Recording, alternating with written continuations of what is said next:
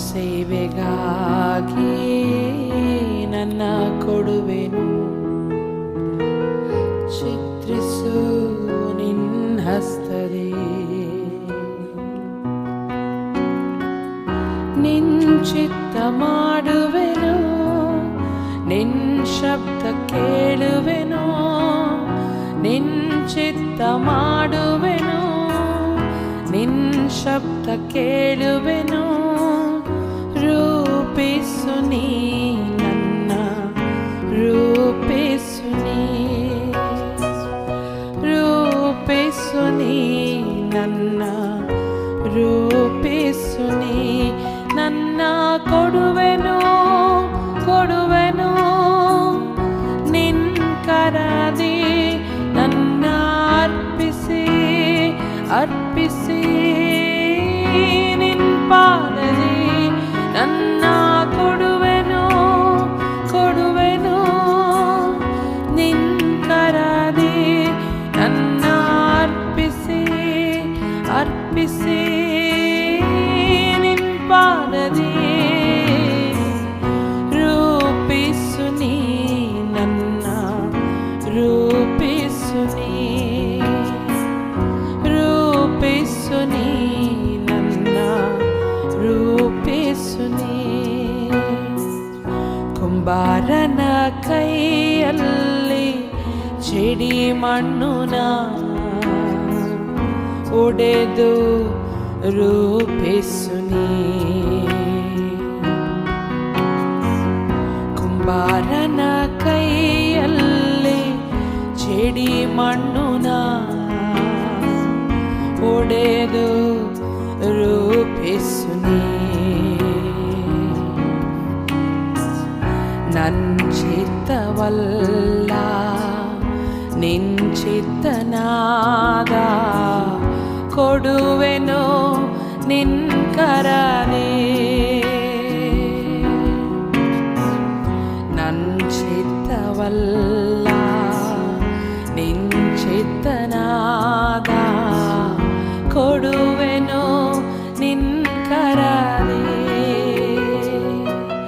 ನನ್ನ ಕೊಡುವೆನು ಕೊಡುವೆನು ನಿನ್ ಕರದಿ, ನನ್ನ ಅರ್ಪಿಸಿ ಅರ್ಪಿಸಿ ನಿನ್ ಪಾದದಿ ನನ್ನ ಕೊಡುವೆನು ಕೊಡುವೆನು ನಿನ್ ಕರದಿ, ನನ್ನ ಅರ್ಪಿಸಿ ಅರ್ಪಿಸಿ ನಿನ್ ಪಾದದಿ. ರೂಪಿಸು ನೀ ನನ್ನ, ರೂಪಿಸು ನೀ, ರೂಪಿಸು ನೀ ನನ್ನ, ರೂಪಿಸು ನೀ.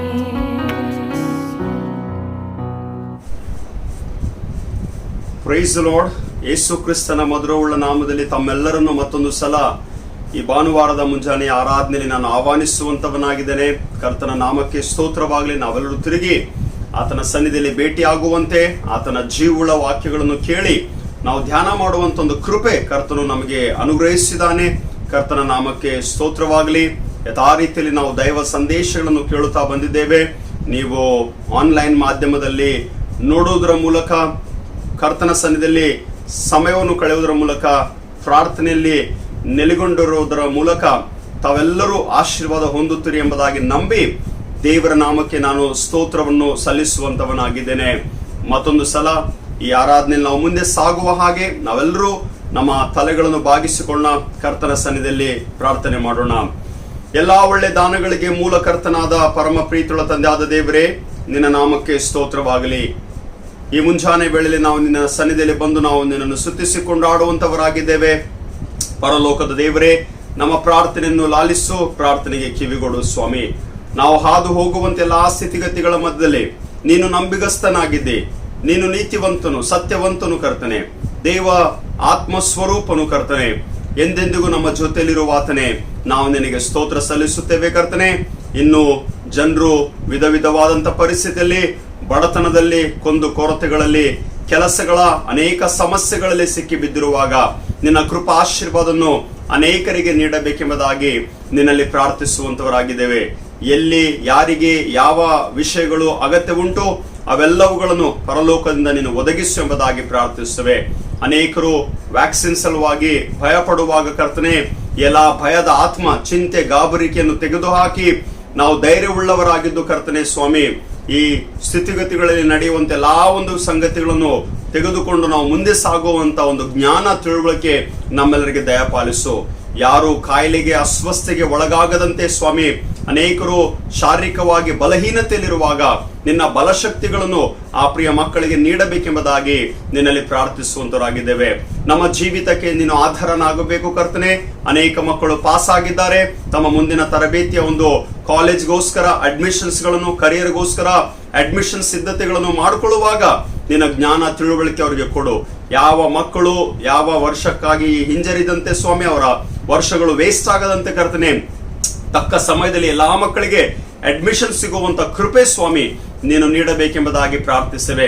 ಎಲ್ಲಾ ದೈವ ಸೇವಕರಿಗಾಗಿ, ಎಲ್ಲಾ ವಿಶ್ವಾಸಿ ಮಕ್ಕಳಿಗಾಗಿ ನಾವು ಪ್ರಾರ್ಥಿಸ್ತೇವೆ. ಎಲ್ಲಾರ ಮಧ್ಯದಲ್ಲಿ ತ್ರೈಕ ದೇವರ ಶಾಂತಿ ಸಮಾಧಾನವನ್ನು ನೆಲೆಗೊಳಿಸಿ ದೇವರ ರಾಜ್ಯಕ್ಕಾಗಿ ನೀತಿಗೋಸ್ಕರ ತವಕ ಪಡುವಂತ ಕೃಪೆ ಪಾಲಿಸು. ಬಹಳ ದಿನಗಳಿಂದ ಸ್ವಾಮಿ ದೇವರ ಆಲಯಗಳು ಮುಚ್ಚಲ್ಪಟ್ಟಿವೆ. ಯೇಸುವೆ, ನಾವು ಪ್ರಾರ್ಥಿಸ್ತಾ ಇದ್ದೇವೆ ಸ್ವಾಮಿ, ಬಹಳ ಬೇಗನೆ ಆಲಯಗಳು ತೆರೆಯಲ್ಪಡಲಿ ಸ್ವಾಮಿ. ನಾವು ನಿನ್ನ ಸನ್ನಿಧಿಗೆ, ನಿನ್ನ ಅಂಗಳಕ್ಕೆ, ನಿನ್ನ ಪವಿತ್ರ ವೇದಿಯಲ್ಲಿ ಬಂದು ಮೊಣಕಾಲಿರಿದು ಪ್ರಾರ್ಥನೆ ಮಾಡಬೇಕೆಂಬ ಒಂದು ಬಯಕೆಯಲ್ಲಿದ್ದೇವೆ ಸ್ವಾಮಿ. ನಮಗೋಸ್ಕರ ಬಾಗಿಲುಗಳನ್ನು ತೆರೆಯ ಮಾಡು, ನಮಗೋಸ್ಕರ ಆರಾಧನೆಯ ಸಮಯಗಳನ್ನು ಅನುಕೂಲ ಮಾಡಿಕೊಟ್ಟು ಸ್ವಾಮಿ, ನಾವೆಲ್ಲರೂ ಪ್ರೀತಿ ಅನ್ಯೋನ್ಯತೆಯಲ್ಲಿ ಬೆಳೆಯುವಂತೆ ನಮಗೆ ಸಹಾಯ ದಯಪಾಲಿಸು. ಸುವಾರ್ತೆ ಸೇವೆಯು ಕರ್ತನೆ ಮತ್ತು ಅನೇಕ ಸ್ಥಳಗಳಲ್ಲಿ ಸುವಾರ್ತೆ ಸೇವೆ ಆಗುವಂತ ಸ್ಥಿತಿಗತಿಗಳು ನಿಂತು ಹೋಗಿವೆ. ಆದ್ರಿಂದ ದೇವರೇ, ಈ ಕಠಿಣವಾದಂತ ಪರಿಸ್ಥಿತಿಯಲ್ಲೂ ಕೂಡ ಸುವಾರ್ತೆ ಸೇವೆ ಹೆಚ್ಚಾಗುವಂತೆ, ನಿನ್ನ ವಾಕ್ಯವು ಪ್ರಚುರಪಡಿಸುವಂತೆ, ನಿನ್ನ ವಾಕ್ಯಗಳು ಅನೇಕ ಮೂಲೆ ಗ್ರಾಮಗಳಿಗೆ ತಲುಪುವಂತೆ ನೀನು ಸಹಾಯ ಮಾಡಬೇಕೆಂಬುದಾಗಿ ನಿನ್ನಲ್ಲಿ ಪ್ರಾರ್ಥಿಸುತ್ತೇವೆ. ಎಲ್ಲಿ ಕೂಟಗಳು ಜರುಗಬೇಕು, ಎಲ್ಲಿ ರಿಟ್ರೀಟ್ಸ್ಗಳು ಜರುಗಬೇಕು, ಎಲ್ಲಿ ಪ್ರಾರ್ಥನೆಗಳು ಜರುಗಬೇಕು, ಅವೆಲ್ಲಾ ಸ್ಥಳಗಳಲ್ಲಿ ದೇವರೇ ನಿನ್ನ ಒಂದು ಪವಿತ್ರ ಪ್ರಸನ್ನತೆ, ನಿನ್ನ ಶಾಂತಿ ಸಮಾಧಾನ ನೀಡಬೇಕೆಂಬುದಾಗಿ ನಿನ್ನಲ್ಲಿ ಬೇಡುವಂತವರಾಗಿದ್ದೇವೆ. ಪೌಲನು ಕೊರಿಂಥ ಸಭೆಗೆ ಬರೆದಿರುವಂತ 2ನೇ ಪತ್ರಿಕೆಯಿಂದ ಮೆಕೆದೋನ್ಯ ಸಭೆಯ ಉದಾಹರಣೆಯನ್ನು ಕೊಡುವಂತವನಾಗಿರುವಾಗ, ಆ ಉದಾಹರಣೆಯನ್ನು ತೆಗೆದುಕೊಂಡು ಸಭೆಗಳಿಗೆ ತಿಳಿಸುವಾಗ, ವಿಶ್ವಾಸಿ ಮಕ್ಕಳಿಗೆ ಕಲಿಸುವಾಗ ದೇವರ ಜ್ಞಾನ ತಿಳುವಳಿಕೆಯನ್ನು ಹೊಂದಿದವರಾಗಿ ಕರ್ತನೆ, ನಿನ್ನ ವಾಕ್ಯಗಳಿಂದ ಆಶೀರ್ವಾದವನ್ನು ನಾವು ಪಡಕೊಂಡು ಕರ್ತನೆ, ಈ ವಾಕ್ಯಗಳಿಗೆ ತಕ್ಕ ಹಾಗೆ ನಡೆಯುವಂತೆ ನಮ್ಮೆಲ್ಲರಿಗೆ ಸಹಾಯವನ್ನು ದಯಪಾಲಿಸು. ಈ ವಾಕ್ಯಗಳಿಗೆ ಕರ್ತನು ದೇವರಾಗು ಸ್ವಾಮಿ. ನಿನ್ನ ದಾಸನಂತ ನನ್ನನ್ನು ಸಂಪೂರ್ಣವಾಗಿ ತಗ್ಗಿಸಿಕೊಂಡು ಬರೆದು ಮಾಡಿಕೊಳ್ಳುತ್ತೇನೆ. ನಾನು ತಗ್ಗಿಸಲ್ಪಡಬೇಕು, ನೀನು ಮಾತ್ರ ಹೆಚ್ಚಿಸಲ್ಪಡಬೇಕು. ನಿನ್ನ ನಾಮಕ್ಕೆ ಮಾತ್ರ ಘನ ಮಾನ ಮಹಿಮೆ ಉಂಟಾಗಬೇಕು. ಈ ಮುಂದಿನ ಸಮಯಕ್ಕೆ ಕರ್ತನಾಗು. ವಾಕ್ಯ ಸಂದೇಶವನ್ನು ಕೇಳುವಂತ ಆನ್ಲೈನ್ ಮಾಧ್ಯಮದಲ್ಲಿ ನೋಡುವಂತೆ ಎಲ್ಲಾ ಪ್ರಿಯ ಮಕ್ಕಳನ್ನು ನಾನು ಆಶೀರ್ವಾದ ಮಾಡುತ್ತೇನೆ. ಇವರ ಕುಟುಂಬಗಳನ್ನು ಆಶೀರ್ವಾದ ಮಾಡು, ಇವರ ಮಕ್ಕಳನ್ನು ಆಶೀರ್ವಾದ ಮಾಡು, ಇವರ ಕೆಲಸ ಕಾರ್ಯಗಳನ್ನು ಆಶೀರ್ವಾದ ಮಾಡು. ಎಲ್ಲಿ ಯಾರು ಎಷ್ಟು ವಿಶ್ವಾಸ, ನಂಬಿಕೆ, ಆತ್ಮಿಕತೆಯಿಂದ ಏನೇನು ಬಯಸುತ್ತಾರೋ, ಪ್ರಾರ್ಥಿಸುತ್ತಾರೋ ಸ್ವಾಮಿ, ಯೇಸುವಿನ ನಾಮದಲ್ಲಿ ಇವರೆಲ್ಲರ ಪ್ರಾರ್ಥನೆಗಳಿಗೆ ಸದುತ್ತರ ಸಿಗಲಿ ಎಂಬುದಾಗಿ ಪ್ರಾರ್ಥಿಸುತ್ತೇವೆ. ಯಥಾರ್ಥವಾದ ಮನಸ್ಸಿನಿಂದ ಅನೇಕರು ನಿನಗೆ, ನಿನ್ನ ರಾಜ್ಯಕ್ಕಾಗಿ ಕಾಣಿಕೆಗಳನ್ನು ಸಮರ್ಪಿಸುತ್ತಿರುವಾಗ ಅವರೆಲ್ಲರ ಕಾಣಿಕೆಯನ್ನು ನೀನು ಸ್ವೀಕಾರ ಮಾಡಿ ತಕ್ಕ ಪ್ರತಿಫಲ ಅವರ ಜೀವಿತಕ್ಕೆ ದಯಪಾಲಿಸು. ಘನತೆ, ಮಹಿಮೆ, ಪ್ರಭಾವವನ್ನು ನಿನಗೆ ಮಾತ್ರ ಸಲ್ಲಿಸುತ್ತಾ ಯೇಸು ಕ್ರಿಸ್ತನ ದಿವ್ಯವುಳ್ಳ ನಾಮದಲ್ಲಿ ಪ್ರಾರ್ಥನೆಗಳನ್ನು ಅತಿ ವಿನಯದಿಂದಲೂ ಬಹು ತಾಳ್ಮೆಯಿಂದಲೂ ಬೇಡಿ ಹೊಂದಿದ್ದೇವೆ. ಆಮೇನ್. ಪೌಲನು ಕೊರಿಂಥದವರಿಗೆ ಬರೆದ 2ನೇ ಪತ್ರಿಕೆಯ 8ನೇ ಅಧ್ಯಾಯದಿಂದ ಕಳೆದ ವಾರದಲ್ಲಿ ನಾವು ವಾಕ್ಯಗಳನ್ನು ಓದಿದ್ದೆವು. 15ನೇ ಅಧ್ಯಾಯದವರೆಗೆ ದೈವ ಸಂದೇಶವನ್ನು ಕೇಳಿದ್ದೇವೆ. ಅದರ ಒಂದು ಥೀಮ್, ಒಂದು ಟೈಟಲ್ ನಡೀತಾ ಇದೆ, ಜಾಯ್ ಆಫ್ ಗಿವಿಂಗ್ ಎಂಬುದಾಗಿ ನಾನು ಕಳೆದ ಭಾನುವಾರದಲ್ಲಿ ಹೇಳಿದೆ. ಮತ್ತು ಈ ದಿವಸ ನಾವು ಪ್ರಿನ್ಸಿಪಲ್ಸ್ ಆಫ್ ಗಿವಿಂಗ್, ನಾವು ಕೊಡುವುದರಲ್ಲಿ ಇರುವಂತ ನಿಯಮಗಳ ವಿಷಯದಲ್ಲಿ ತಿಳಿಸಲಿಕ್ಕೆ ನಾನು ಇಷ್ಟಪಡುವಂತವನಾಗಿದ್ದೇನೆ. 8ನೇ ಅಧ್ಯಾಯಕ್ಕೆ ಬರುವಾಗ ಪೌಲನು ಮೆಕೆದೋನ್ಯ ಸಭೆಯ ವಿಷಯದಲ್ಲಿ ಆತನು ತಿಳಿಸುವಂತವನಾಗಿದ್ದಾನೆ. ವಿಪರೀತವಾದ ಬಡತನದಲ್ಲಿದ್ರು ಆನಂದದಿಂದ ತುಂಬಿದವರಾಗಿ, ಅತ್ಯಂತ ಔದಾರ್ಯವುಳ್ಳವರಾಗಿ ಆಗಿದ್ರು. ಮತ್ತು ಅವರು ಶಕ್ತಿ ಅನುಸಾರವಾಗಿ ಮಾತ್ರ ಕೊಡದೆ ಶಕ್ತಿಯನ್ನು ಮೀರಿ ತಮ್ಮಷ್ಟಕ್ಕೆ ತಾವೇ ಕೊಟ್ರು ಎಂಬ ಒಂದು वाक्य संदेशವನ್ನು ನಾನು ನಿಮ್ಮ ಜೊತೆಲಿ ಹಂಚಿಕೊಟ್ಟಿದ್ದೆ. पिछले संडे में जो है मकिदुनिया कलीसिया का उदाहरण जो है मैंने आपको बताया, और इस उदाहरण में कितनी क्षमता से या फिर कितने समर्पण से या फिर कितने कमी-घटी के बीच में भी कितनी उदारता से उन्होंने दिया. पौलुस इस कलीसिया का उदाहरण कुरिन्थ कलीसिया को दे रहा है. और आगे जैसे जैसे हम जाएंगे 8वें अध्याय के 16वें पद से अगर हम देखेंगे, 8ನೇ ಅಧ್ಯಾಯದ 16ನೇ ವಚನದಿಂದ ಹಿಡ್ಕೊಂಡು 9ನೇ ಅಧ್ಯಾಯದ ಮೊದಲಿನ 5 ವಚನಗಳನ್ನ ನಾವು ಏನ್ ನೋಡ್ತೀವಿ ಗೊತ್ತುಂಟಾ? ಈ ಸೇವೆಯ ಮಧ್ಯದಲ್ಲಿ ಪೌಲನು ಇನ್ನೊಂದು ಸೇವೆ ಅಥವಾ ಇನ್ನೊಂದು ಭಾಗವನ್ನು ಆತನು ಬರೆದು ತಿಳಿಸ್ತಾ ಇದ್ದಾನೆ. ಅದರಲ್ಲಿ ನಾನು ಡಿಟೇಲ್ ಹೋಗ್ಲಿಕ್ಕೆ ಪ್ರಯತ್ನ ಮಾಡಲ್ಲ, ಬಟ್ ಸ್ವಲ್ಪ ಒಂದು ಪರಿಚಯ ಮಾಡಿಕೊಡ್ತೇನೆ. ಏನಾಗ್ತಾ ಇದೆ ಎಂಬುದಾಗಿ ಹೇಳುವಾಗ, ಈಗ ಕೊರಿಂಥ ಸಭೆಗೆ ಪೌಲನು ತೀತನನ್ನು ಮತ್ತು ತೀತನ ಜೊತೆಯಲ್ಲಿ ಇನ್ನ ಇಬ್ಬ ಸೇವಕರನ್ನು ಆತನು ಕಳಿಸಿಕೊಡುವಂತವನಾಗಿದ್ದಾನೆ. अब कलीसिया का सेवकाएं आगे बढ़ना है तो पौलुस जो है तीतुस को नियुक्त करता है, और केवल तीतुस को नहीं, उसके साथ में और 2 सेवकों को उनके बीच में रहने के लिए, उनके साथ में रहने के लिए या फिर उनके बीच में जाकर सेवकाएं करने के लिए उन्हें नियुक्त करता है. ಅವರನ್ನು ಆರಿಸಿ, ಅವರನ್ನು ಅಭಿಷೇಕಿಸಿ ಅಥವಾ ಅವರನ್ನು ಸಿದ್ಧ ಮಾಡಿ ಕೊರಿಂಥದಲ್ಲಿ ಆತನು ಅವರನ್ನು ಕಳಿಸ್ಕೊಡ್ತಾ ಇದ್ದಾನೆ ಎಂಬುದಾಗಿ ನೋಡುತ್ತೇವೆ. ಆದ್ರಿಂದ ಕೇಳಿಸ್ಕೊಡ್ರಿ, ನಿಮ್ಮ ವಿಷಯವಾಗಿ ನನಗಿರುವ ಹಿತಚಿಂತನೆಯನ್ನು ದೇವರು ತೀತನ ಹೃದಯದಲ್ಲಿಯೂ ಹುಟ್ಟಿಸಿದಕ್ಕಾಗಿ ಆತನಿಗೆ ಸ್ತೋತ್ರವಾಗಲಿ. ನಾವು ನಿಮ್ಮ ಬಳಿಗೆ ಹೋಗಬೇಕೆಂಬುದಾಗಿ ನಾವು ತೀತನಿಗೆ ಕೇಳಿಕೊಂಡಾಗ ಅವನು ಒಪ್ಪಿದ್ದಲ್ಲದೆ ಅತ್ಯಾಸಕ್ತನಾಗಿದ್ದು ತನ್ನಷ್ಟಕ್ಕೆ ತಾನೇ ನಿಮ್ಮ ಬಳಿಗೆ ಬರುವುದಕ್ಕೆ ಹೊರಟಿದ್ದಾನೆ ಎಂಬುದಾಗಿ ಇಲ್ಲಿ ಪೌಲನು ಬರೆಯುವಂತವನಾಗಿದ್ದಾನೆ. यहाँ पर प्रभु के काम में, प्रभु की सेवकाई में पौलुस के साथ में और भी बहुत सारे लोग जुड़े हैं, और वो सारे लोग जुड़ने की वजह से उन कलीसिया तक जाकर वो सेवकाई को विस्तार कर रहे हैं, उपदेश देने के लिए, प्रचार करने के लिए, उनके बीच में रहने के लिए, उनको और भली बातों को सिखाने के लिए सेवकों का नियुक्त किया जा रहा है. ಸೇವಕರನ್ನು ಆರಿಸಲ್ಪಡ್ತಾ ಇದೆ ಅಥವಾ ಸೇವಕರನ್ನು ನೇಮಿಸ್ತಾ ಇದ್ದಾರೆ ಎಂಬುದಾಗಿ ನೋಡುತ್ತೇವೆ. ಬರೀ ತೀತನನ್ನೇ ಅಲ್ಲ, 18ನೇ ವಚನಕ್ಕೆ ಬರುವಾಗ, 22ನೇ ವಚನಕ್ಕೆ ಬರುವಾಗ ಒಬ್ಬರಾದ ನಂತರ ಒಬ್ಬರನ್ನು ಆತನು ಕಳಿಸಿಕೊಡುವಂತವನಾಗಿದ್ದಾನ. आज मिनिस्ट्री में यही जरूरत है कि हम लोग जो हैं सेवकाई में बहुत सारे लोगों को तैयार करते हुए सेवकाई को भेजना, सेवकाई के लिए तैयार करना, या फिर इस कलीसिया से उस कलीसिया तक जो है सेवकों को भेजने का जिम्मेदारी जो है हर कलीसिया का, हर प्रभु के दास का होना चाहिए. ಅನೇಕ ಸೇವಕರು ಇನ್ನೊಬ್ಬ ಸೇವಕರನ್ನು ಸಿದ್ಧ ಮಾಡಿ ಸೇವೆಗೆ ಕಳಿಸುವಂತದ್ದು ಬಹಳ ಮುಖ್ಯವಾದದ್ದು ಎಂಬುದಾಗಿ ನಾನು ತಿಳಿಸಿಕೊಡುವಂತನಾಗಿದ್ದೇನೆ. ಆದ್ದರಿಂದ ಪೌಲನು ಸಭೆಗೆ ಕಳಿಸುವಾಗ ಇವರು 3 ವಿಷಯದಲ್ಲಿ ಒಂದು ಮಾತು ಹೇಳ್ತಾನೆ, ಕೇಳಿಸ್ಕೊಡ್ರಿ. ಆತನೇನ್ ಹೇಳ್ತಾನೆ ಗೊತ್ತುಂಟಾ? ಪೌಲನು ನನಗೆ ಪಾಲುಗಾರನಾಗಿದ್ದಾನೆ, ಪೌಲನು ನನಗೆ ಸಹಕಾರಿಯಾಗಿದ್ದಾನೆ. ಪೌಲನು ಹೇಳ್ತಾನೆ, ತೀತನು ನನಗೆ ಪಾಲುಗಾರನು, ನನಗೆ ಸಹಕಾರಿಯು, ಅತ್ಯಾಸಕ್ತನಾಗಿದ್ದು ತನ್ನಷ್ಟಕ್ಕೆ ತಾನೇ ನಿಮ್ಮ ಬಳಿಗೆ ಬರುವುದಕ್ಕೆ ಮನಸ್ಸು ಮಾಡಿಕೊಂಡಿದ್ದಾನೆ ಅಥವಾ ಒಪ್ಪಿಕೊಂಡಿದ್ದಾನೆ. ಎರಡನೇ ವ್ಯಕ್ತಿಯ ವಿಷಯದಲ್ಲಿ ಹೇಳುವಾಗ ಆತನು ಸಭೆಗಳಲ್ಲಿ ಕೀರ್ತಿ ಪಡ್ಕೊಂಡಿದ್ದಾನೆ, ಒಳ್ಳೆ ಹೆಸರುಳ್ಳವನಾಗಿದ್ದಾನೆ, ಒಳ್ಳೆ ನಡತೆ ಉಳ್ಳವನಾಗಿದ್ದಾನೆ, ಒಳ್ಳೆ ಮಾದರಿಯ ಜೀವಿತವನ್ನು ಜೀವಿಸ್ತಾ ಇದ್ದಾನೆ. 3ನೇ ವ್ಯಕ್ತಿಯ ವಿಷಯದಲ್ಲಿ ಹೇಳುವಾಗ ಅನೇಕ ಸಮಯಗಳಲ್ಲಿ ಅನೇಕ ಕಾರ್ಯಗಳಲ್ಲಿ ಆತನನ್ನು ಆಸಕ್ತನೆಂದು ತಿಳ್ಕೊಂಡಿದ್ದೇನೆ. He is so keen, he is so interested, हर बार, हर समय में, हर कामों में ये हमेशा आगे रहता है, सेवा करने के लिए, काम करने के लिए वो इच्छुक रहता है. इसलिए मैंने इसे भी नियुक्त किया है और मैं इन्हें आपके पास में भेज रहा हूं. ಇವರು 3ರನ್ನು ನಾನು ನಿಮ್ಮ ಬಳಿಗೆ ಕಳಿಸ್ತಾ ಇದ್ದೀನಿ. ಸಭೆಗಳಿಂದ ಕಳಿಸಲ್ಪಟ್ಟಿದ್ದಾರೆ ಮತ್ತು ಇವರು ಕ್ರಿಸ್ತನ ಮಹಿಮೆಯನ್ನು ಪ್ರಕಾಶಪಡಿಸುವಂತವರಾಗಿದ್ದಾರೆ. ये वो सेवक हैं जो प्रभु यीशु मसीह की महिमा को प्रकाशित करेंगे. ಕ್ರಿಸ್ತನ ಮಹಿಮೆಯನ್ನು ಇವರು ಪ್ರಕಾಶಪಡಿಸುವವರಾಗಿದ್ದಾರೆ ಎಂಬುದಾಗಿ ಪೌಲನು ಬಹಳ ಡಿಟೇಲ್ ಆಗಿ ಇವರ ವಿಷಯದಲ್ಲಿ ಆತನು ತಿಳಿಸಿ ಕೊಡುವಂತವನಾಗಿದ್ದಾನೆ. ಆದ್ರಿಂದ ಏನ್ ಬರೆದಿದೆ 8ನೇ ಅಧ್ಯಾಯದ ಕೊನೆಯ ವಚನ ಕೇಳಿಸ್ಕೊಳ್ರಿ. ಆದ ಕಾರಣ ನಿಮ್ಮ ಪ್ರೀತಿಯು ಯಥಾರ್ಥವಾದದ್ದೆಂಬುದನ್ನು, ನಿಮ್ಮನ್ನು ನಾವು ಹೊಗಳಿದ್ದು ನ್ಯಾಯವೆಂಬುದನ್ನು ಇವರಿಗೂ ಸಭೆಗಳಿಗೂ ತೋರಿಸಿಕೊಡ್ರಿ.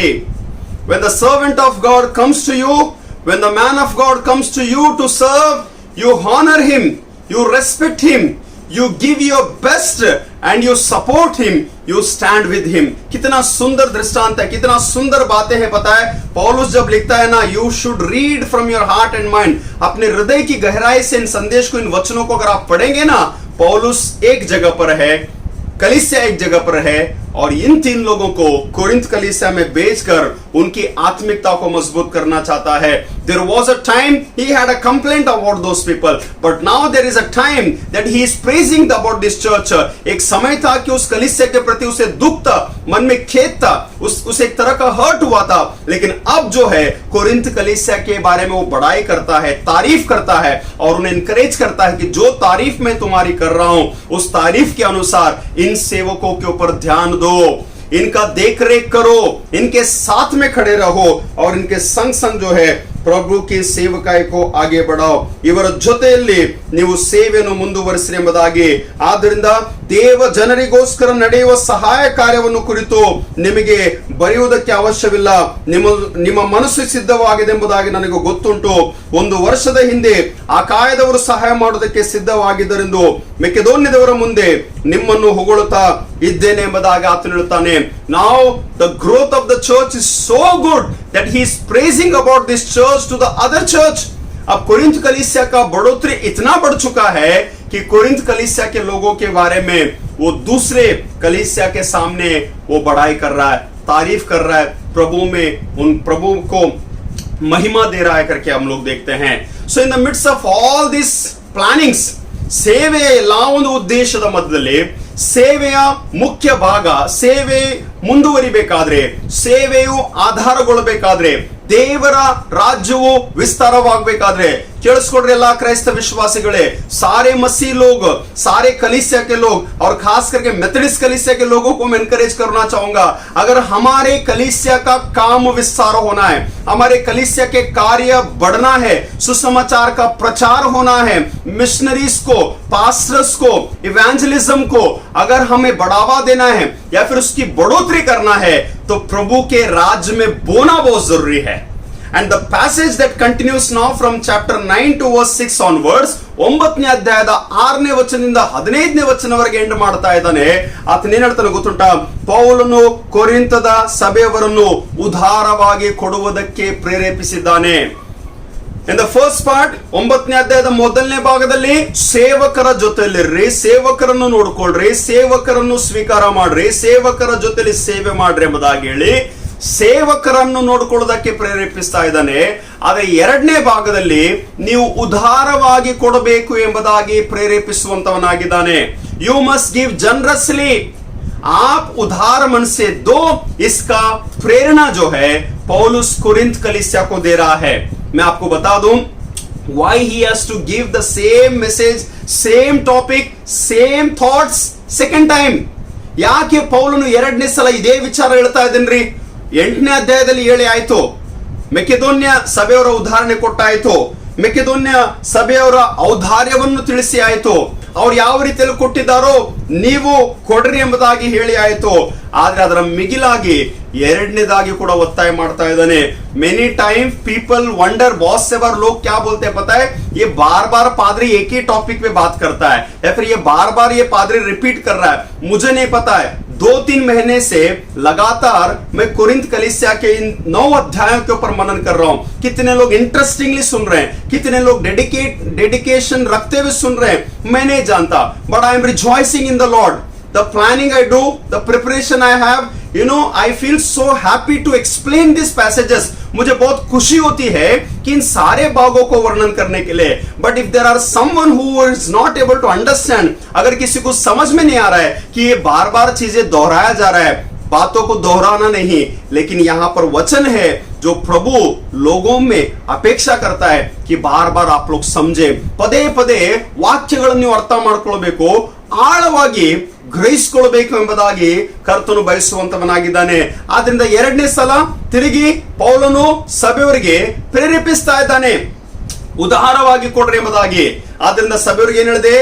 ದೇವರ ರಾಜ್ಯ ವಿಸ್ತಾರವಾಗಬೇಕಂದ್ರೆ, ದೇವರ ದೇವರ ಸೇವೆ ನಡಿಬೇಕಂದ್ರೆ, ದೇವರ ಸೇವಕರನ್ನು ನೋಡ್ಕೊಳ್ಬೇಕಂತಂದ್ರೆ, ಸಭಾ ಪಾಲಕರನ್ನು ನೋಡ್ಕೊಳ್ಬೇಕಂತಂದ್ರೆ ನೀನು ನಾನು ದೇವರ ರಾಜ್ಯದಲ್ಲಿ ನಮ್ಮ ಸಭೆಯಲ್ಲಿ ಬಿತ್ತುವಂಥದ್ದು ಬಹಳ ಅಗತ್ಯ ರೀ. ಲಾಸ್ಟ್ ಎರಡು ವಾರ ಮುಂಚೆ ನಾನು ಊರಿಗೆ ಹೋಗಿ ಬಂದೆ. ಊರಿಗೆ ಹೋಗಿ ಬಂದ ಮೇಲೆ ಇದನ್ನ ಅರ್ಥ ಮಾಡ್ಕೊಳ್ತಾ ಇದೆ, ಹೊಲದಲ್ಲಿ ಎಲ್ಲರೂ ಬೀಜ ಬಿತ್ತಿ ಆಗಿತ್ತು. ಬೀಜ ಬಿತ್ತಿ ಆದ ನಂತರ ಏನೋ ಅದು ಫಲ ಬೆಳೀತಾ ಹೋದಾಗೆಲ್ಲ ಅದು ಬೆಳಿಬೇಕಂತಂದ್ರೆ, ಈಗ ಬೀಜ ಬಿತ್ತಿ ಆಗಿದೆ, ಈಗ ಬೀಜ ಬಿತ್ತಿದ ನಂತರ ಫಲ ಬೆಳೆಯುವಾಗ ಮಳೆಗೋಸ್ಕರ ಕಾಯ್ತಾ ಇದ್ದಾರೆ. ಒಂದು ಒಳ್ಳೆ ಮಳೆ ಬರ್ಬೇಕ್ರಿ ಅಯ್ಯ, ಒಳ್ಳೆ ಮಳೆ ಬರ್ಬೇಕು, ಭೂಮಿ ತಂಪಾಗ್ಬೇಕು, ಹೊಲದಲ್ಲಿ ಸ್ವಲ್ಪ ನೀರು ಹರಿದಿದೆಯಾದ್ರೆ ನಮ್ ಬೆಳೆ ಚೆನ್ನಾಗಿ ಬೆಳೆದು ಒಳ್ಳೆ ಫಲ ನಾವು ಪಡ್ಕೊಳ್ತೀವಿ ಎಂಬ ಒಂದು ನಿರೀಕ್ಷೆಯಿಂದ ಊರಲ್ಲಿ ಜನರು ಕೂತ್ಕೊಂಡಿದ್ರು. ದೇವರ ನಾಮಕ್ಕೆ ಸ್ತೋತ್ರ.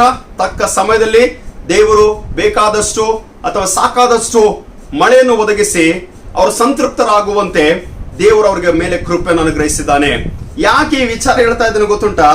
ಸ್ವಲ್ಪವಾಗಿ ಬಿತ್ತುವವನು ಪೈರನ್ನು ಸ್ವಲ್ಪವಾಗಿ ಕೊಯ್ಯುವವನು, ಹೆಚ್ಚಾಗಿ ಬಿತ್ತುವವನು ಹೆಚ್ಚಾಗಿ ಕೊಯ್ಯುವವನು.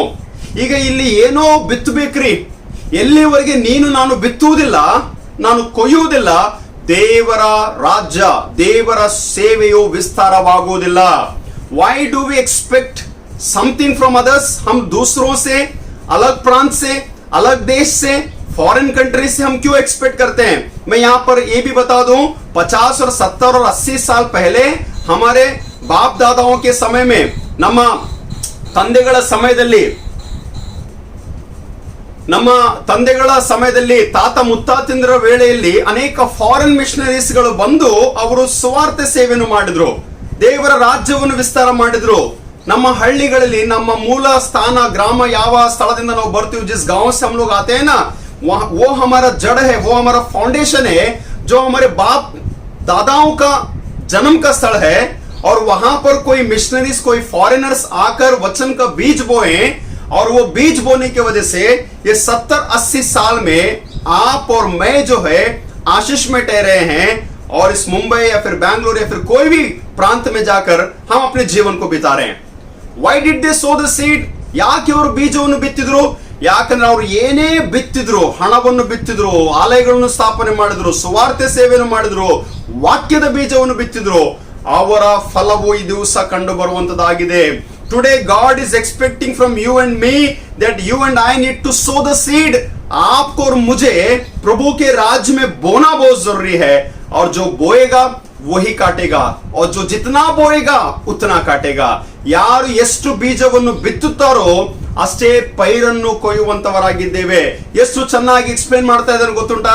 ಸ್ವಲ್ಪವಾಗಿ ಬಿತ್ತುವವನು ಸ್ವಲ್ಪವಾಗಿಯೇ ಕೊಯ್ಯುವವನು, ಹೆಚ್ಚಾಗಿ ಬಿತ್ತುವವನು ಹೆಚ್ಚಾಗಿ ಪೈರನ್ನು ಕೊಯ್ಯುವವನು ಎಂಬುದಾಗಿ ವಾಕ್ಯದಲ್ಲಿ ತಿಳಿಸುವಂತದಾಗಿದೆ.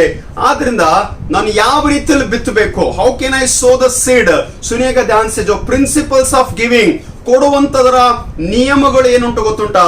3 ನಿಯಮಗಳನ್ನು ಹೇಳಲಿಕ್ಕೆ ಇಷ್ಟಪಡುವಂತನಾಗಿದ್ದೇನೆ. 3 नियमों को मैं बताना की कोशिश करूंगा.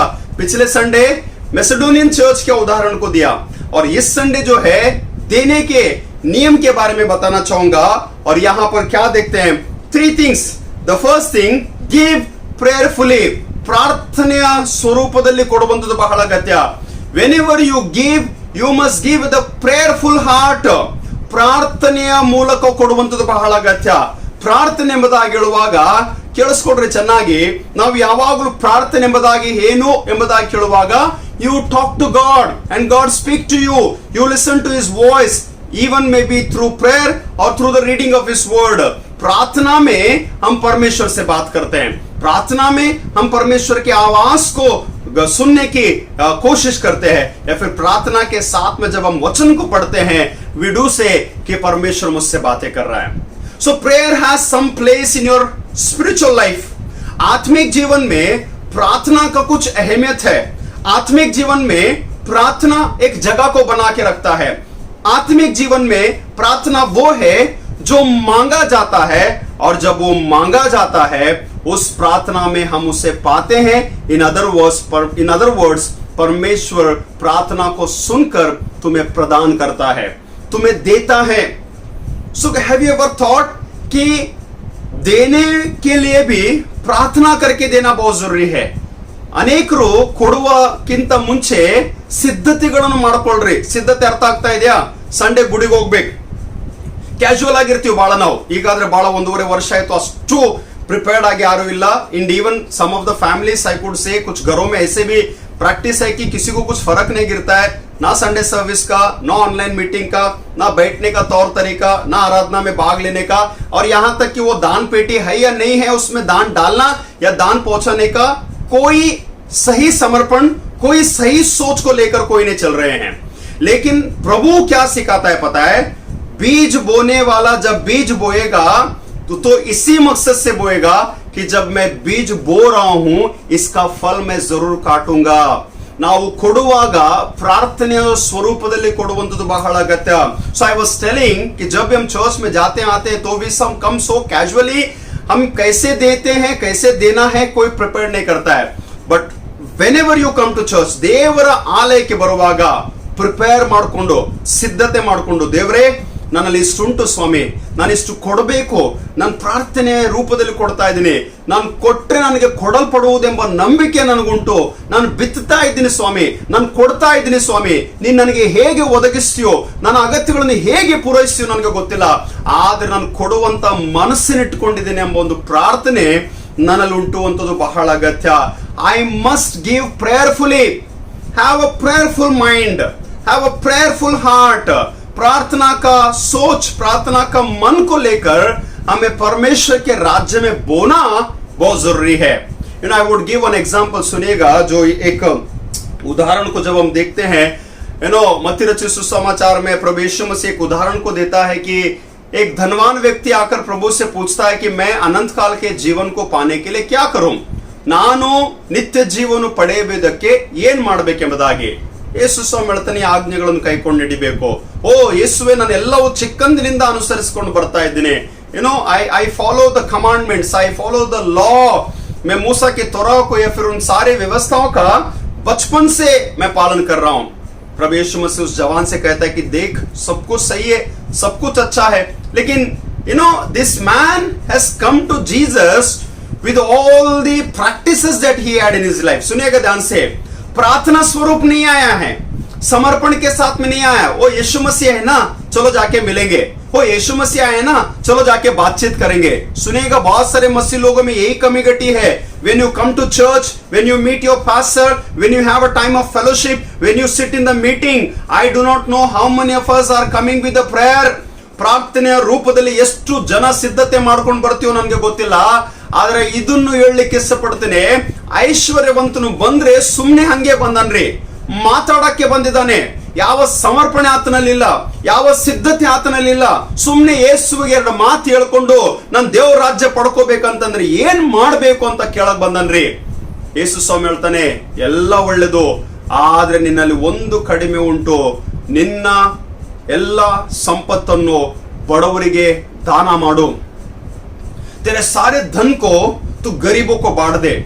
और बाइबल में क्या लिखा है, वो बहुत धनवान होने की वजह से वो काम नहीं कर पाया, या फिर उसने अपना मुंह नीचे डाला और पीछे चल गया, फिर वापस चला गया. ಐಶ್ವರ್ಯವಂತನಾದ ಕಾರಣ ಅವನು ಬಡವರಿಗೆ ದಾನ ಮಾಡಲಿಲ್ಲ, ಅವನು ಕೊಡ್ಲಿಲ್ಲ, ಅವನು ಸಮರ್ಪಿಸಲಿಲ್ಲ, ಅವನು ಹಿಂತಿರುಗಿ ಹೋದ. ಈಗ ನನಗೆ ಹೇಳ್ರಿ ನೀವು, ಎಲ್ಲ ಮಾಡ್ಕೊಂಡು ಬಂದಿದ್ದಾನೆ, ಬಡವರಿಗೆ ದಾನ ಮಾಡ್ಲಿಲ್ರಿ, ಎಲ್ಲ ಕೈಕೊಂಡು ನಡೀತಾ ಇದ್ದೀನಿ ಅಂತ ಹೇಳ್ತಾ ಇದ್ದ, ಬಡವರಿಗೆ ಸಹಾಯ ಮಾಡ್ಲಿಲ್ರಿ, ಎಲ್ಲ ನೆರವೇರಿಸಿದ್ದೀನಿ ಅಂತ ಹೇಳಿ ಕೊಚ್ಚಿಕೊಂಡು ಆಜ್ಞೆಗಳನ್ನು ಕೈಕೊಂಡು ನಡೀತೀನಿ ಎಂಬುದಾಗಿ ಹೇಳ್ಕೊಂಡಾರೆ. ಆದ್ರೆ ದೇವರ ರಾಜ್ಯಕ್ಕೋಸ್ಕರ ಯೇಸು ಸ್ವಾಮಿಯ ಮುಂದೆ ನಿಂತ್ಕೊಂಡು ಯೇಸು ಕೊಟ್ಟಂತ ಒಂದು ಆಜ್ಞೆ, ಬಡವರಿಗೆ ದಾನ ಮಾಡು, ಬಡವರಿಗೆ ಕೊಡು, ನಿನ್ನ ಸಂಪತ್ತು ದಾನ ಮಾಡು, ಮಾರಿಬಿಡು ಎಂಬುದಾಗಿ ಹೇಳುವಾಗ ಅವನು ಕೊಡದೆ ಹಿಂಜರಿದನು ಎಂಬುದಾಗಿ ನೋಡುತ್ತೇವೆ.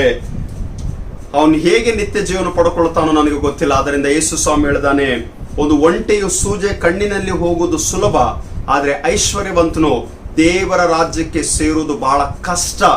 ಸೇರುವುದಿಲ್ಲ ಅಂತ ನಾನು ಹೇಳ್ತಾ ಇಲ್ಲ, ಓದ್ತಾ ಇಲ್ರಿ, ಸೇರುವುದು ಬಹಳ ಕಷ್ಟ. ಆದ್ರೆ ನೀನು ಸೇರ್ಬೇಕಂತಂದ್ರೆ ನೀನು ಕೊಡುವಾಗ ಪ್ರಾರ್ಥನೆಯ ರೂಪದಲ್ಲಿ ಕೊಡುವಂಥದ್ದು ಬಹಳ ಅಗತ್ಯ. You must sow the seed prayerfully. जब भी उस बीज को बोएंगे, देने का, दान का, डोनेशंस का, ऑफरिंग्स का, प्रार्थना के स्वरूप देना बहुत जरूरी है. ಎರಡನೇದಾಗಿ ನೀವು ಸಂತೋಷವಾಗಿ ಕೊಡ್ರಿ ಎಂಬುದಾಗಿ ಪೌಲನು ತಿಳಿಸುವಂತವನಾಗಿದ್ದಾನೆ. ಗಿವ್ ವಿलिंगली और जॉयफुली, खुशी के साथ में, आनंद के साथ में देना बहुत जरूरी है. ಪ್ರಾರ್ಥನೆಯ ಸ್ವರೂಪದಲ್ಲಿ ಕೊಡಬೇಕು, ಸಂತೋಷವಾಗಿ ಕೊಡಬೇಕು. ಎರಡನೇದಾಗಿ ಪ್ರತಿಯೊಬ್ಬನು ತನ್ನ ಹೃದಯದಲ್ಲಿ ನಿರ್ಣಯಿಸಿಕೊಂಡ ಪ್ರಕಾರ ಕೊಡಲಿ. ದುಃಖದಿಂದಾಗಲಿ ಬಲಾತ್ಕಾರದಿಂದಾಗಲಿ ಯಾರು ಕೊಡಬಾರದು. ಯಾಕಂದ್ರೆ ಸಂತೋಷವಾಗಿ ಕೊಡುವವನ ಮೇಲೆ ದೇವರಿಗೆ ಪ್ರೀತಿ ಉಂಟು. गिव जॉयफुली, गिव विलिंगली, समर्पण के साथ में, इच्छा को रखते हुए. प्रार्थना तो होना है और प्रार्थना के साथ में खुशी होना बहुत जरूरी है. ಬಹಳ ಜನ ಗುಣಗುಟ್ಟು ಕೊಡ್ತೀವ್ರಿ. ಎಷ್ಟು ಗುಣಗುಡ್ತೀವಿ ಕೊಡೋದು ಗೊತ್ತುಂಟ, ಎಷ್ಟು ಕಂಪ್ಲೇನ್ ಉಂಟು ಗೊತ್ತುಂಟ. ಕೊಡುವಂತ ಮನಸ್ಸು ಬಹಳ ಕಡಿಮೆ ಜನರಿಗೆ. हमेशा मैं डायलॉग सुनता हूं, चाहे वो गांव में हो शहर में हो, सुनिएगा. ಕೊಡೋರೇ ಕೊಡ್ತೀವಿ, ಕೊಡೋರೇ ಕೊಡ್ತಾರೆ, ಕೊಡ್ಲಾರ್ದವ್ರು ಇನ್ನೂ ಕೊಡ್ತಾನೇ ಇಲ್ಲ. ಸತ್ ಮೇಲೆ ಏನ್ ಕೊಡ್ತೀವೋ ಗೊತ್ತಿಲ್ಲ. ಬದುಕಿರುವಾಗ ಎಷ್ಟು ಕೊಡ್ತಾ ಇದೆ ಎಂಬುದಾಗಿ ಪ್ರಶ್ನೆ ಮಾಡ್ಕೋ. ವೆರಿ सैड टू से, प्रभु यहाँ पर सिखाता है कि खुशी से दो, आनंद से दो, भरपूरी से दो. ಏನೋ ಉದಾರವಾಗಿ ನೀವು ಸಂತೋಷವಾಗಿ ಕೊಡಬೇಕೆಂಬುದಾಗಿ ಇಲ್ಲಿ ಪೌಲನು ತಿಳಿಸಿಕೊಡುವಾಗ, ಕೆಲವರು ಕೊಡುವಾಗ ಸುಮ್ಮನೆ ಡ್ಯೂಟಿ ಅರ್ಥ ಆಗ್ತದ. ಕೊಡಬೇಕು ಅಂತ ಕೊಡ್ತೀವಿ. ಹೆಂಗ ಬಿಲ್ ಪೇ ಮಾಡ್ತಾರ ನೋಡ್ರಿ. ಈ bill, light bill, electricity bill ಬರುತ್ತೆ, cable, gas bill, mobile bills, postpaid, you have to pay. There is no option. आपको समझ में आ रहा है? एक बिल आता है, करंट का बिल आता है, इलेक्ट्रिसिटी बिल आता, देना ही है. लाइट बिल नहीं देंगे ना तो करंट, इलेक्ट्रिसिटी कट जाएगा घर से. देना है बाबा, नहीं देंगे तो गड़बड़ हो जाएगा. सिलेंडर का बिल आ गया, रिसिप्ट आ गया, देना ही है. 830 हो, 850 हो, या किसी का 900 रुपए हो, देना ही है. No compromise. उतना पैसा नहीं है तो सिलेंडर घर के दरवाजे से वापस चला जाएगा. स्कूल चालू नहीं है, फीस कंपलसरी है, देने की क्षमता नहीं है. मुझे पता है लोगों में प्रॉब्लम्स है, फाइनेंशियल क्राइसिस है, लेकिन देना ही है, रूल्स है. और देने से ही हमारे बच्चे सुरक्षित रहेंगे. कुछ लोगों ने दिया नहीं तो अभी तक उनका स्कूल का रिजल्ट अटका पड़ा है, नेक्स्ट ईयर का एडमिशन नहीं हुआ है. कुछ ना मशक्कत करेंगे, कर्जा लेके आएंगे, कुछ भी करेंगे, हाफ भरेंगे, पोर्शन ऑफ अमाउंट भरेंगे, लेकिन देना है. लेकिन प्रभु के राज्य में देने में खुशी नहीं है. अरे यार ये चर्च मेंबरशिप है, अरे 300 रुपए, 200 रुपए, 500 रुपए, अरे कहां से देंगे, कैसे देंगे, क्यों इतना पूछते हैं यार. लॉकडाउन है, कहां से देंगे. In the whole lockdown you ate so nicely. पूरे लॉकडाउन में मैं केवल उन लोगों को कहूंगा कि जिन्होंने पैसा कमाया, जिनको सैलरी मिला है, कोई कमी घटी नहीं हुआ है, रेगुलर मिला है, या फिर आपका 10% डिडक्शन हुआ है, 15% डिडक्शन हुआ है, मुझे नहीं पता है, but you have received something in this lockdown. Even after receiving, you have so much of complaints. ಎಲ್ಲ ಪಡ್ಕೊಂಡಿದ್ದಾಗಲೂ ದೇವರ ಸನ್ನಿಧಿಯಲ್ಲಿ ಕಂಪ್ಲೇಂಟ್ ಮಾಡ್ತೀವ್ರಿ. ಎಲ್ಲಿಂದ ತಿಂಗಳಿಂದ ಕಾಣಿಕೆ ಕೊಡ್ಬೇಕು? ದೀಡ್ ವರ್ಷ ಆಯ್ತ್ರಿ ಜನರು ಕಾಣಿಕೆ ಕೊಡ್ತಾ ಇಲ್ಲ ಚರ್ಚ್ಗೆ. ಎಲ್ಲಿಂದ ಕೊಡ್ಬೇಕ್ರಿ? ಲಾಕ್ಡೌನ್ ಆದ, ಕೆಲಸ ಇಲ್ಲ, ಜನರಿಗೆ ನೌಕರಿ ಇಲ್ಲ, ಪಗಾರ ಇಲ್ಲ, ಹಣ ಇಲ್ಲ. ಕೊಟ್ರು ಡ್ಯೂಟಿ ಕೊಡ್ಲೇಬೇಕಲ್ಲ, ಕೊಡ್ಲಿಲ್ಲ ಅಂದ್ರೆ ಮೆಂಬರ್ಶಿಪ್ ತೆಗೆದಾಕ್ತಾರೆ. You may give to find satisfaction, self satisfaction. ಅರೆ ದೇನಾ चाहिए ಬಾಯ್, ನೈ ದೇಗೋ ತೋ ಕೈಸಾ, ಮೇರೆ ಕೋ ಇಕ್ ತರ ಕೊಡ್ಲಿಲ್ಲ ಅಂದ್ರೆ ಬಹಳ ನನಗೆ ಬೇಜಾರ ಆಗ್ತದೆ ಎಂಬುದಾಗಿ ಸ್ವಂತ ನಮ್ಮನ್ನು ನಾವು ಸ್ಯಾಟಿಸ್ಫೈ ಮಾಡಲಿಕ್ಕೆ, ಸಮಾಧಾನ ಪಡ್ಕೊಳ್ಳಿಕ್ಕೆ ನಾವು ಕೊಡ್ತೀವಿ. You may give as a motive of prestige. Prestige issue है, नहीं देंगे तो मेरा इज्जत खराब हो जाएगा, या फिर मेरा नाम खराब हो जाएगा, मेरा औहदा कम हो जाएगा. आई मेंटेन माई नेम, मेरा नाम, मेरा शौहरत मैं मेंटेन करता हूं, नहीं है फिर भी दूंगा. Never ever give with under compulsion. ಒತ್ತಾಯದಿಂದ, ಮನಸ್ಸನ್ನು ನೊಂದ್ಕೊಂಡು, ಕಿರಿಕಿರಿ ಮಾಡಿಕೊಂಡು, ಗಲಿಬಿಲಿಯಿಂದ, ಕುಡುಕುಡಾಕೆ, ಗುಣಗುಟ್ಟಿ ದೇವರ ರಾಜ್ಯದಲ್ಲಿ ಕೊಡಬೇಡ್ರಿ. ದೇವರು ಕೊಡುವಂತ ಶಕ್ತಿ, ಯೋಗ್ಯತೆ ನಿನಗೆ ಕೊಟ್ಟಿದೆ, ಆದ್ರೆ ಸಂತೋಷದಿಂದ ಕೊಡು, ಉಲ್ಲಾಸವಾಗಿ ಕೊಡು. ಒತ್ತಾಯದಿಂದ ಕೊಡಬಾರದು, ದುಃಖದಿಂದ ಕೊಡಬಾರದು. ಯಾಕಂದ್ರೆ ಸಂತೋಷವಾಗಿ ಕೊಡುವವನ ಮೇಲೆ ದೇವರಿಗೆ ಪ್ರೀತಿ ಉಂಟು. Why he has that love? The word says, if the Lord has given you so much, I tell you, count them name by name. ಬಹಳಷ್ಟು ಕೊಟ್ಟಿದ್ದಾನೆ, ಅವುಗಳು ಎಣಿಸಲು ಸಾಧ್ಯ ಇಲ್ಲ. ಆದ್ರಿಂದ ದೇವರ ರಾಜ್ಯದಲ್ಲಿ ಕೊಡುವಾಗ ಸಂತೋಷದಿಂದ ಕೊಡ್ರಿ. ಸಮಯ ಆಗ್ತದೆ, ಕೇಳಿಸ್ಕೊಳ್ರಿ. ಮೂರನೇದಾಗಿ, ಗಿವ್ ಜನರಸ್ಲಿ, ಉದಾರವಾಗಿ ಕೊಡ್ರಿ. ಮೂರನೇ ನಿಯಮ, ಜನರಸ್ಲಿ ಯು ಗಿವ್, ಉದಾರವಾಗಿ ಕೊಡ್ರಿ. ನಾವು ಉದಾರ ಎಂಬುದಾಗಿ ಹೇಳುವಾಗ ಕೊಟ್ಟಿದ್ದೇನೆ ಇನ್ನೆಷ್ಟು ಕೊಡ್ಬೇಕು. ನಿನ್ನೆ ಮೊನ್ನೆನೆ ಕೊಟ್ಟಿದ್ದೀನಿ, ಹೋದ ತಿಂಗಳ ಕೊಟ್ಟಿದ್ದೀನಿ, ಆಚೆ ತಿಂಗಳ ಕೊಟ್ಟಿದ್ದೀನಿ, ಹೋದ ವರ್ಷ ಕೊಟ್ಟಿದ್ದೀನಿ, ಮತ್ತೆ ನಾನೇ ಕೊಡ್ಬೇಕಾ? ಎಸ್, ನಿನ್ನಿಂದ ಆದಷ್ಟು ಮಟ್ಟಿಗೆ ನೀನು ಎಂದೆಂದಿಗೂ ಉದಾರವಾಗಿ ಕೊಡುವಂಥದ್ದು ಬಹಳ ಅಗತ್ಯ ಎಂಬುದಾಗಿ ಕರ್ತನು ತಿಳಿಸುವಂತವನಾಗಿದ್ದಾನೆ. ಎಲ್ಲಾ ವಿಷಯಗಳಲ್ಲಿ ಐಶ್ವರ್ಯವಂತರಾಗಿದ್ದು ಉದಾರವಾಗಿ ಕೊಡ ಶಕ್ತರಾಗುವಿರಿ. ಇದಲ್ಲದೆ ನಿಮ್ಮ ದಾನಗಳು ನಮ್ಮ ಕೈಯಿಂದ ಮತ್ತೊಬ್ಬರಿಗೆ ಸೇರಿದಾಗ ದೇವರಿಗೆ ಕೃತಜ್ಞತಾಸ್ತುತಿ ಉಂಟಾಗುವಂತದಾಗಿದೆ. Why I'm saying generous? बहुत सारे लोग खाने पीने में बहुत जनरस रहते हैं. पता है, चल भाई चाइनीज खा के आएंगे, चलो एक कप चाय पियेंगे. चाय पिलाने में बहुत सारे लोग तैयार रहते हैं. खिलाने में, पिलाने में, पहनने में, परचेस करने में, शॉपिंग करने में, मोबाइल्स को यूज करने में, पैसों को खर्चा करने में you are so generous. Generous और कंजूस, ये दो पदों को याद में रखिएगा. लोग बोलेंगे कि बहुत कंजूस है, ना कभी खिलाता है, ना पिलाता है, ना घूमता है, ना आता है, ना कभी खर्चा नहीं करता है. I don't want to talk about such people, but even there are people you are so generous in so many other things. ಬಹಳ ಬೇರೆ ಬೇರೆ ಸಂಗತಿಗಳಲ್ಲಿ ಬಹಳ ಉದಾರವಾಗಿದ್ದೀವ್ರಿ. ಕೊಡುವಾಗ, ಖರ್ಚು ಮಾಡುವಾಗ, ಪರ್ಚೇಸ್ ಮಾಡುವಾಗ, ತಿರುಗಾಡುವಾಗ, ಸ್ಪೆಂಡ್ ಮಾಡುವಾಗ ಎಲ್ಲ ಮಾಡ್ಕೊಳ್ತೀವಿ. ದೇವರಿಗೆ ಕೊಡುವಾಗ ಬಿಗಿಡಿದು ಕೊಡ್ತೀವಿ, ಆಲೋಚನೆ ಮಾಡಿ ಕೊಡ್ತೀವಿ, ಕೈ ಕಟ್ಟಿ ಕೊಡ್ತೀವಿ. ಕೈ ಬಿಚ್ಚಿ, ಕೈ ಓಪನ್ ಮಾಡಿ ಕೊಡೋದು ಕಲ್ತ್ಕೊಳ್ರಿ. ಐಶ್ವರ್ಯವಂತನಾಗಿದ್ದೆ ಆದ್ರೆ, ಹಣವಂತಳಾಗಿದ್ದೆ ಆದ್ರೆ, ಹಣ ಇದ್ದವ್ರಿದ್ದೆ ಆದ್ರೆ ಮೊದಲು ಕೊಡುವುದನ್ನು ಕಲ್ತ್ಕೊಳ್ರಿ. 1.5 ವರ್ಷದಲ್ಲಿ ಎಲ್ಲಿ ಯಾರಿಗೆ ಎಷ್ಟು ಕೊಟ್ಟಿದ್ರಂತ ಪ್ರಶ್ನೆ ಮಾಡ್ಕೊಳ್ರಿ. ಎಷ್ಟು ಬಡವರಿಗೆ ಸಹಾಯ ಮಾಡಿದ್ರಿ, ಎಷ್ಟು ಸೇವಕರಿಗೆ ಸಹಾಯ ಮಾಡ್ರಿ, ಎಷ್ಟು ಸಭಾಪಾಲಕರಿಗೆ ಸಹಾಯ ಮಾಡ್ರಿ, ಎಷ್ಟು ನಾವು ದೇವರ ರಾಜ್ಯದಲ್ಲಿ ಬಿತ್ತಿದ್ದೇವೆ ಎಂಬುದಾಗಿ ಪ್ರಶ್ನೆ ಮಾಡಿಕೊಳ್ಳುವಂಥದ್ದು ಬಹಳ ಅಗತ್ಯ. If you want to be a rich man, be rich in giving, generous giving. अगर आप धनवान रहना चाहते हैं तो देने में हमेशा धनवान देने में धनवान होना बहुत जरूरी है. ಯಾಕಂದ್ರೆ ನೀವು ಕೊಟ್ರೆ ನಿಮಗೆ ಕೊಡಲ್ಪಡುವುದು. ಹೆಚ್ಚಾಗಿ ಬಿತ್ತುವವನು ಹೆಚ್ಚಾಗಿ ಕೊಯ್ಯುವನೆಂಬುದಾಗಿ. ನೀನು ಕೊಡುವಾಗ ದೇವ ಜನರ ಕೊರತೆಯು ನೀಗಿಸುವಂತದಾಗಿದೆ. ದೇವರ ನಾಮಕ್ಕೆ ಸ್ತುತಿ ಉಂಟಾಗುವಂತದಾಗಿದೆ. जब आप देंगे तो बहुत सारे लोगों की, कलीसिया के कामों की, कलीसिया के सेवक के जरूरतें पूरी होंगी और उस सहायता से परमेश्वर का नाम को महिमा मिलेगा. ನೀವು ಮಾಡಿದ ಪ್ರತಿಜ್ಞೆಗೆ ಸರಿಯಾಗಿ ಕ್ರಿಸ್ತನ ಸುವಾರ್ತೆಯನ್ನು ಅನುಸರಿಸಿದ್ದರಿಂದಲೂ ತಮಗೂ ಎಲ್ಲರಿಗೂ ನೀವು ಉದಾರವಾಗಿ ಸಹಾಯ ಮಾಡಿದರಿಂದಲೂ ದೇವರನ್ನು ಕೊಂಡಾಡುವರು. ಮತ್ತು ಕೊನೆಯ ವಚನ, ವರ್ಣಿಸಲ ಶಕ್ಯವಾದ ದೇವರ ವರಕ್ಕಾಗಿ ಆತನಿಗೆ ಸ್ತೋತ್ರ. It is a kind of gift and you must develop this gift. प्रभु ने इसे वरदान स्वरूप रखा है. बोलते हैं सब ಎಲ್ಲರಿಗೆ ಬರಲ್ರಿ ಮನಸ್ಸು ಕೊಡಕ್ಕೆ. आई ऑब्जर्व वेरी कीनली, बहुत ध्यान से मैं ऑब्जर्व करता हूं मैं, and I could say that very few, very selected people have a generous heart. बहुत कम लोग हैं जो उदार मन को रखते हैं, और उस उदार मन को होने के लिए एक तोहफा खुदा से पाना बहुत जरूरी है.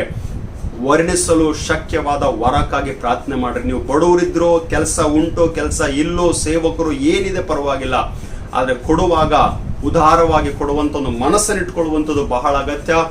ನಾವು ಬಿಗಿ ಹಿಡಿದಲ್ಲ, ಆದ್ರೆ ಕೈ ಬಿಚ್ಚಿ ನಾವು ಕರ್ತನಿಗೆ ಕೊಡುವಾಗ ಸ್ಥಳ ಹಿಡಿಯಲಾಗದಷ್ಟು ಸುವರಗಳನ್ನು ಆತನು ಸುರಿಸಲಿಕ್ಕೆ ಸಿದ್ಧನಾಗಿದ್ದಾನೆ.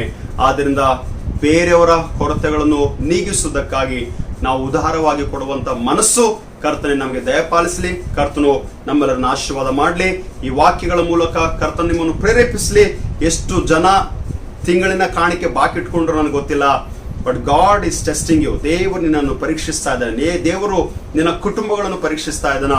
ದೇವರ ಸನ್ನಿಧಿಗೆ, ದೇವರ ಆಲಯಕ್ಕೆ ಸಮರ್ಪಿಸಬೇಕಾದಂತ ಕಾಣಿಕೆಯನ್ನು ನೀನು ಸಲ್ಲಿಸುವಂತೆ, ನೀನು ಕೊಡುವಂತ ಕೃಪೆ ದೇವರು ನಿನಗೆ ಒದಗಿಸಲಿ. ಕರ್ತನು ನಿಮ್ಮೆಲ್ಲರನ್ನ ಆಶೀರ್ವಾದ ಮಾಡಲಿ. ನಾವೆಲ್ಲರೂ ನಾವು ಕೊಟ್ಟಂತ ಕಾಣಿಕೆಗಳನ್ನು ಕೂಡ ಕರ್ತನಿಗೆ ಒಪ್ಪಿಸೋಣ. ತಲೆ ಬಾಗಿಸ್ಕೊಳ್ಳೋಣ, ಪ್ರಾರ್ಥನೆ ಮಾಡೋಣ. ಪ್ರೀತಿ ಸ್ವರೂಪನಾದ ತಂದೆ ದೇವರೇ, ನಿನ್ನ ನಾಮಕ್ಕೆ ಸ್ತೋತ್ರವಾಗಲಿ. ಕೊಟ್ಟಂತ ದೈವ ಸಂದೇಶಕ್ಕಾಗಿ ಸ್ತೋತ್ರ. ಈ ವಾಕ್ಯಗಳನ್ನು ಕೇಳಿ ಪ್ರೇರೇಪಣೆಯನ್ನು ಹೊಂದಿ ನಾವು ಪ್ರಾರ್ಥನೆಯ ಪೂರ್ವಕವಾಗಿ ಕೊಡಬೇಕು, ನಾವು ಸಂತೋಷವಾಗಿ ಕೊಡಬೇಕು, ನಾವು ಉದಾರವಾಗಿ ಕೊಡಬೇಕು. ಕರ್ತನೆ, ಸಂತೋಷವಾಗಿ ಕೊಡುವವನ ಮೇಲೆ ನಿನಗೆ ಪ್ರೀತಿ ಉಂಟು. ಇನ್ನು ವಚನ ಹೇಳಿದೆ, ಕೊಡಿರಿ ಆಗ ನಿಮಗೆ ಕೊಡಲ್ಪಡುವುದೆಂಬುದಾಗಿ. ಆದ್ದರಿಂದ ಅನೇಕರು ನಾವು ಕೊಡುವಂತೆ, ನಿನ್ನ ರಾಜ್ಯಕ್ಕಾಗಿ ಬಿತ್ತುವಂತೆ, ಹೆಚ್ಚಾಗಿ ಬಿತ್ತುವಂತೆ, ಹೆಚ್ಚಾಗಿ ಕೊಯ್ಯುವಂತ ಆಶೀರ್ವಾದ ಕೊಡು ಸ್ವಾಮಿ. ಯಥಾರ್ಥವಾಗಿ ಕಾಣಿಕೆಯನ್ನು ಕೊಟ್ಟಂತವರೆಲ್ಲರ ಮೇಲೆ ನಿನ್ನ ಕೃಪೆ ಇರಲಿ ಸ್ವಾಮಿ. ನಿನ್ನ ಆಲಯಕ್ಕೆ ಸಂಬಂಧಪಟ್ಟಂತ ಕಾಣಿಕೆಯನ್ನು ಎಷ್ಟು ಮಾತ್ರಕ್ಕೂ ನಾವು ನಿಲ್ಲಿಸದೆ ನಮ್ಮ ಬಡತನ, ನಮ್ಮ ಕಷ್ಟ, ನಮ್ಮ ಕಾಯಿಲೆ, ನಮ್ಮ ಸಮಸ್ಯೆಗಳಿಂದ ನಾವು ಬಿಡುಗಡೆ ಹೊಂದಬೇಕಂದ್ರೆ ದೇವರ ರಾಜ್ಯಕ್ಕಾಗಿ ಬಿತ್ತುವಂಥದ್ದು ಬಹಳ ಅಗತ್ಯ. ನಾವು ಬಿತ್ತಿ ನಿನ್ನ ನಾಮಕ್ಕೆ ಮಹಿಮೆ ತರುವಂತ ಕೃಪೆ ನಮ್ಮೆಲ್ಲರಿಗೆ ದಯಪಾಲಿಸು. ಘನ ಮಾನ ಮಹಿಮೆ ನಿನಗೆ ಸಲ್ಲಿಸುತ್ತಾ ಯೇಸು ಕ್ರಿಸ್ತನ ದಿವ್ಯ ನಾಮದಲ್ಲಿ ಪ್ರಾರ್ಥನೆಗಳನ್ನು ಬೇಡಿ ಹೊಂದಿದ್ದೇವೆ. ಆಮೇನ್. ಈ ದಿವ್ಯವಾದ ಪ್ರೀತಿಗೆ ನಾ ಬಾದಲೇನು ಕೊಡುವೆ, ಸಂಪತ್ತು ಪ್ರಾಣ ಯಾವತ್ತು ಕೊಟ್ಟಾಗ್ಯೂ ಏನು ಸಾಲದು. ಆಮೇನ್. ವಿಶ್ವಾಸದಿಂದ ಕರ್ತನ ಆಶೀರ್ವಾದ ಹೊಂದಿಕೊಳ್ಳೋಣ. ಈಗಲೂ ನಮ್ಮ ಕರ್ತನಾದ ಯೇಸು ಕ್ರಿಸ್ತನ ಕೃಪೆಯು, ತಂದೆಯಾದ ದೇವರ ಪ್ರೀತಿಯು, ಪವಿತ್ರಾತ್ಮನ ಅನ್ಯೋನ್ಯತೆ, ಸಹವಾಸ ಐಕ್ಯತೆಯು, ಪರಲೋಕದ ಶಾಂತಿಯು, ಸಮಾಧಾನವು, ಸಮೃದ್ಧಿಯ ಜೀವಿತವು ನಿಮ್ಮಲ್ಲಿ, ನಿಮ್ಮ ಕುಟುಂಬ, ನಿಮ್ಮ ಮಕ್ಕಳೊಂದಿಗೆ ಇಂದಿಗೂ ಎಂದೆಂದಿಗೂ ಸದಾ ಕಾಲವು ನೆಲೆಗೊಂಡಿರಲಿ. ಆಮೇನ್.